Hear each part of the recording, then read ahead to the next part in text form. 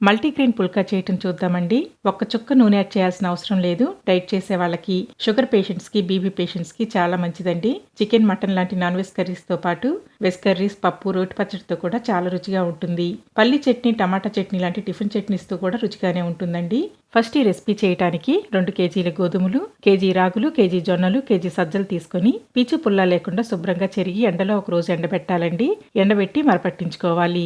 ఎండలో పెడితే పురుగు పట్టకుండా ఉంటుందండి. మరాడించిన పిండి 2 కప్పులు తీసుకొని రుచికి సరిపడా ఉప్పు వేసి కలపాలి. 2 కప్పుల పిండికి కప్పు కన్నా కొంచెం తక్కువగానే నీళ్లు పోసి గట్టిగా కలపాలి. 10 నిమిషాలు పక్కనుంచితే ఇంకా సాఫ్ట్ అవుతుందండి. 10 నిమిషాల తర్వాత పిండి ఉండలుగా చేసి చపాతీ రోల్ చేయాలి. పెనం వేడి చేసి ఫ్లేమ్ని సిమ్లో ఉంచి చపాతీ కాల్చాలండి. చేత్తో 2 వైపులా కదిలిస్తూ తెల్లని బబుల్స్ వచ్చే వరకు కాల్చాలి. తెల్లని బబుల్స్ వచ్చి పొంగు మొదలైనప్పుడు డైరెక్ట్గా ఫ్లేమ్ మీద కాల్చాలండి. హై ఫ్లేమ్లో కాల్చాలి. చూడండి ఎలా పొంగుతుందో. రెసిపీ నచ్చితే లైక్ చేసి సబ్స్క్రైబ్ చేయండి ఫ్రెండ్స్.